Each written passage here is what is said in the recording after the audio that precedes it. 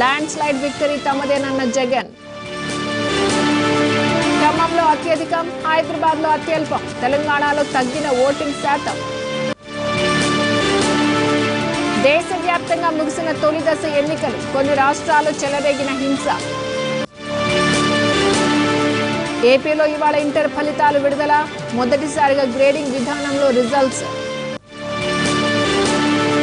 జైపూర్లో రాజస్థాన్ చిత్తు చేసిన ధోనీ సేన, ఇవాళ కోల్కతా వర్సెస్ ఢిల్లీ క్యాపిటల్స్. అనంతపురం జిల్లా ఆత్మకూరు మండలం తోపుదుర్తిలో రాప్తాడు టీడీపీ అభ్యర్థి పరిటాల శ్రీరామ్ కాన్వాయ్ గ్రామస్తులు, వైసీపీ కార్యకర్తలు రాళ్లతో దాడి చేశారు. ఈ దాడిలో కాన్వాయ్లోని 3 వాహనాల అద్దాలు పూర్తిగా దెబ్బతిన్నాయి. పోలీసులు వెంటనే అప్రమత్తమైన శ్రీరామ్ను అక్కడి నుంచి తరలించారు. జిల్లాలోని తాడిపత్రిలో కూడా ఉద్రిక్త పరిస్థితులు నెలకొన్నాయి. ఎంపీ జేసీ దివాకర్ రెడ్డి తమ వర్గం నేతల్ని అరెస్టు చేశారని పోలీస్ స్టేషన్ కు వెళ్లి హల్చల్ చేశారు. అనంతపురం జిల్లాలో జరిగిన ఘర్షణలో ఒకరు మృతి చెందారు.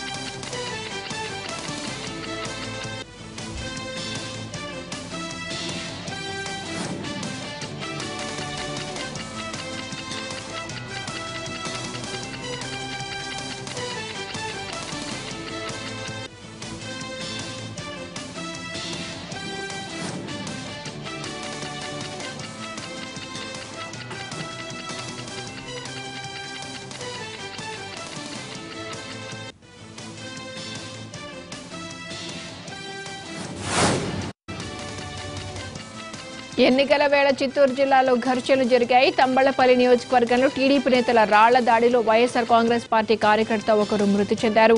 మృతుడు వెంకట రమణారెడ్డిగా గుర్తించారు. పోలింగ్ బూత్ లో ఓటర్లను ప్రలోభ పెడుతున్న టీడీపీ నేతలను అడ్డుకోవడంతో ఈ దారుణానికి పాల్పడ్డారని వైసీపీ నేతలు ఆరోపిస్తున్నారు.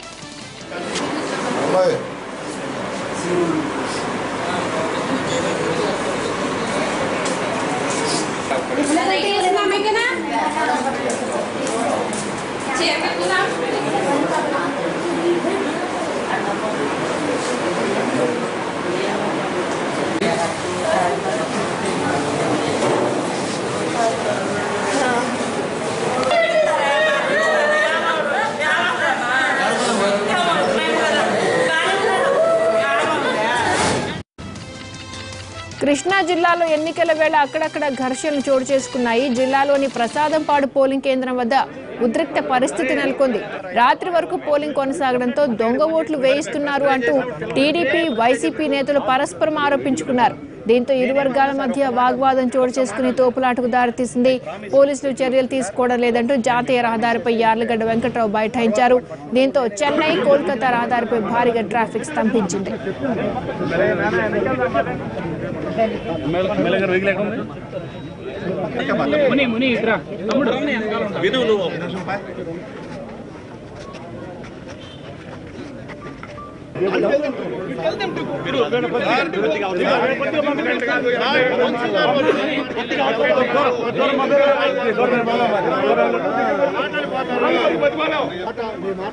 మన ఆప్షన్ మనకు ఉంది కదా, ఎనీ టైం ఇక్కడే కదా, ఎక్కడే ఏం మాట్లాడారు మీ ప్లేస్ ఇచ్చారు.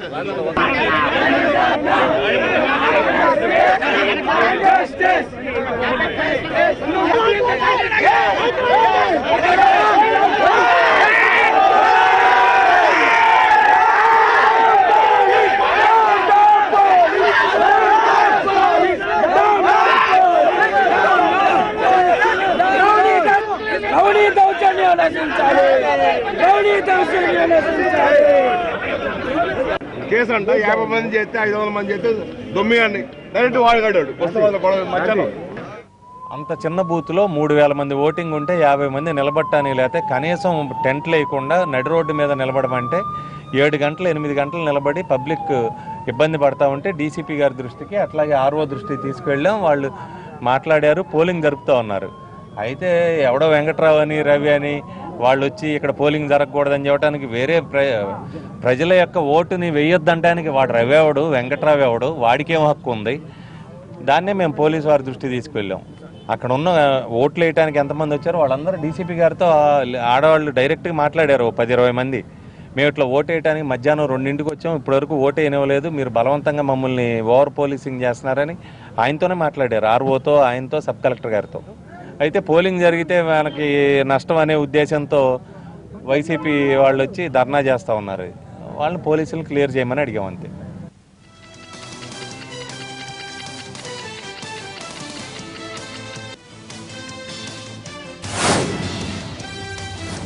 తూర్పుగోదావరి జిల్లా విలీన మండలాల్లో పోలింగ్ ప్రశాంతంగా జరిగింది. మావోయిస్టు ప్రభావిత ప్రాంతాల్లో ఎటువంటి అవాంఛనీయ ఘటనలు చోటు చేసుకోకుండా పోలీసులు గట్టి భద్రత మధ్య పోలింగ్ జరిగింది.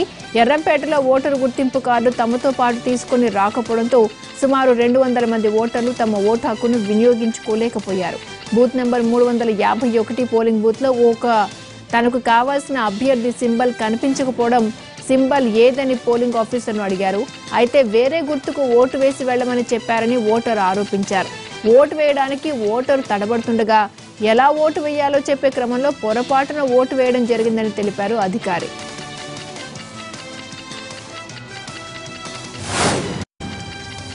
ప్రకాశం జిల్లాలో పోలింగ్ ప్రశాంతంగా ముగిసింది. చెదురుముదురు ఘటనలు తప్ప ఘర్షణలేమీ జరగలేదు. జిల్లాల్లో కొన్ని చోట్ల ఈవీఎంలు మొరాయించాయి. దీంతో ఉదయం 9 గంటల తర్వాత పోలింగ్ ప్రారంభమైంది. పిట్టువారిపాలెంలో టీడీపీ వైసీపీ వర్గాల ఘర్షణను అదుపు చేసేందుకు వెళ్లిన ఎస్ఐ చంద్రశేఖర్ పై గుర్తు తెలియని వ్యక్తులు ఇటుక రాయితో దాడి చేశారు. దాడిలో ఎస్ఐ తలకు తీవ్ర గాయమైంది.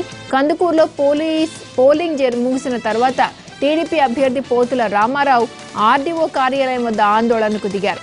వైసీపీ నాయకులు రిగ్గింగ్ చేశారని పోతుల రామారావు ఆరోపించారు. ముఖ్యమంత్రి చంద్రబాబు నాయుడు గెలుపు కోసం ఎటువంటి కుయుక్తులకైనా పాల్పడతారన్నారు విజయసాయిరెడ్డి.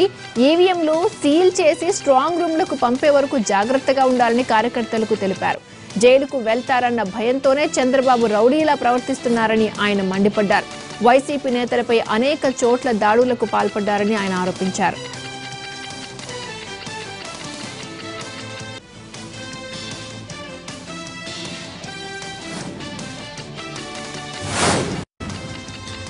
పుట్టపర్తి టీడీపీ అభ్యర్థి పల్లె రఘునాథ్ రెడ్డి ఆరోగ్య పరిస్థితిపై ముఖ్యమంత్రి చంద్రబాబు వాకబు చేశారు. ఆయన ఆసుపత్రిలో చికిత్స పొందుతుండటంతో కుమారుడు కృష్ణకిషోర్తో మాట్లాడి వివరాలు తెలుసుకున్నారు. పల్లె త్వరగా కోలుకోవాలని కోరుకుంటున్నట్టు ముఖ్యమంత్రి తెలిపారు.